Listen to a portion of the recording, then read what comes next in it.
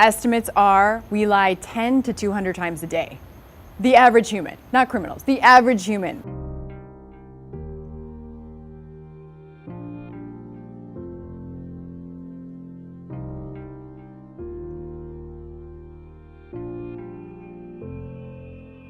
I'm not talking about deliberate, bold-faced lying. No, the kind of lying that I'm talking about is actually even more dangerous because you don't know you're doing it. It's the kind of lying that comes from not being psychologically strong enough to be honest with yourself. Self-deception. We fool ourselves into believing things that are false, and we refuse to believe things that are true. And it's your biggest obstacle to creating your ideal life because it keeps you stuck.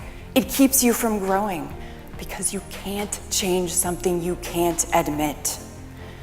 And at the end of the day, self-deception can leave you with tremendous amounts of regret for the choices you made and for the choices you didn't make. Self-deception is relevant to everyone. So it's certainly relevant to businesses because my assumption is that you have a business and that means you inherently have personnel. You work with people. People lie to themselves and they will keep themselves from growing and evolving and being their best self. I saw it everywhere, in everyone. We lie to ourselves about the smallest details, such as how much we really ate today and why we didn't list our actual height and weight on our driver's license. We lie to reflect our aspirational goals. I'll only have one glass of wine tonight, when I know that I'm drinking at least 3. We lie to uphold social ideals. I never have sexual thoughts about anyone except my spouse, because that wouldn't be acceptable.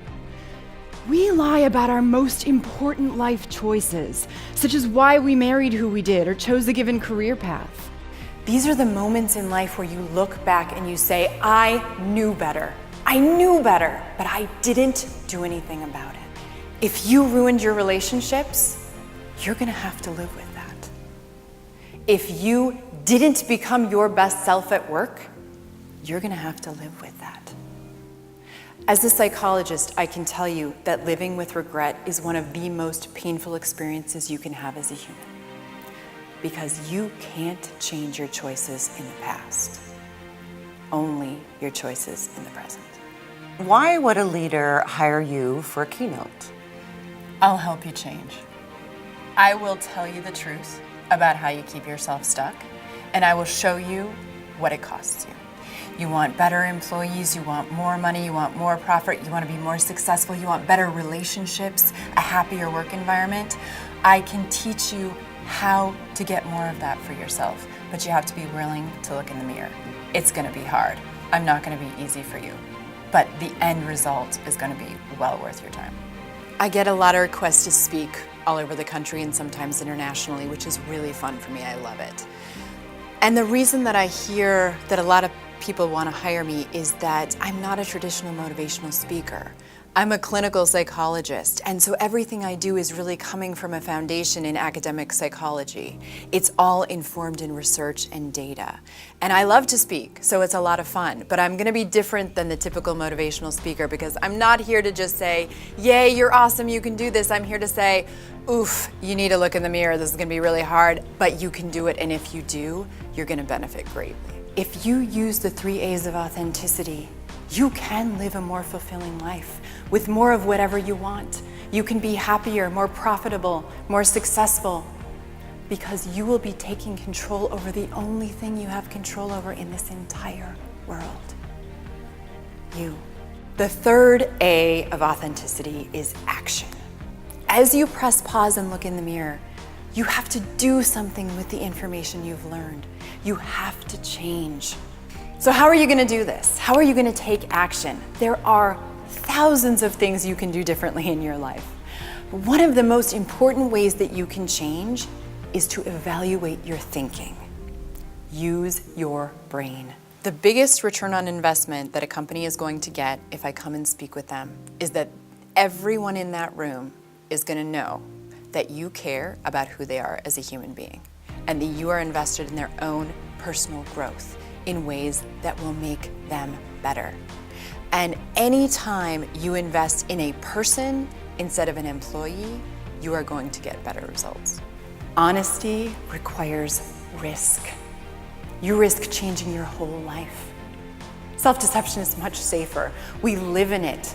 We breathe it. It's so much easier. But it also restricts you. It limits your freedom and it limits your power. Self-deception will hold you back from becoming amazing at whatever it is you want to become amazing at. Because until you can acknowledge how you're plateauing and how that plateau is put there by you, how you're your own glass ceiling, you're never going to rise above it. And when it comes to leadership, one of the first ways we see self-deception manifest is by blaming everyone around you instead of taking responsibility for your role as a leader. Right. So one of the first problems you'll see in leadership is they aren't willing to acknowledge how they're contributing to something that they don't like that's going on in their company. You might be thinking, okay, I see it. I do lie to myself sometimes.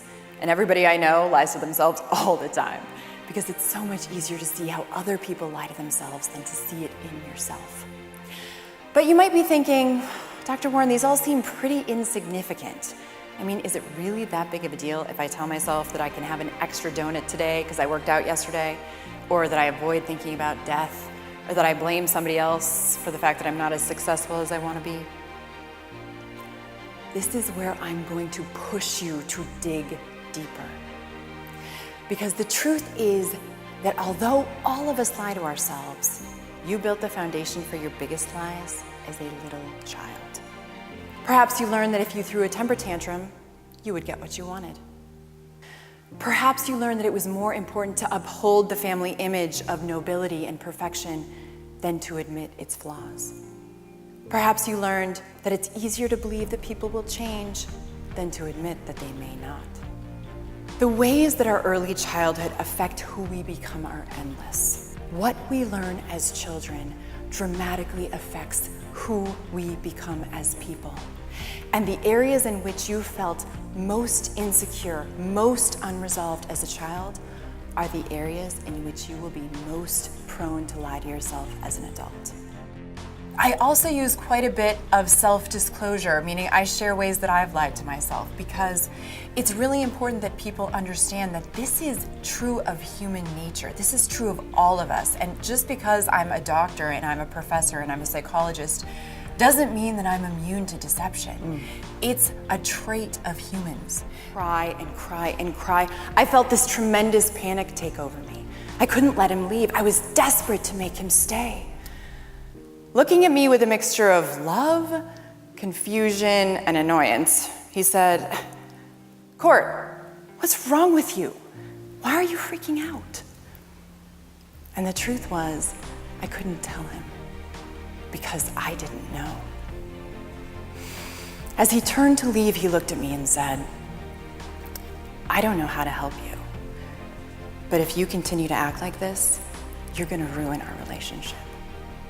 I give very easy, actionable tools that people can use to do something really hard.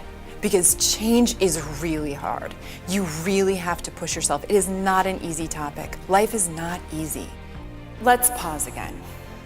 I invite you to think about your childhood. Think about something that was hard for you. Take out your sheet of paper, perhaps write this down for yourself. What is one message that you learned as a child that is directly related to the lies you tell yourself today as an adult? Write it down now. If there's one recommendation or one very simple tool that I would tell people to get started to become more honest with themselves, it is this.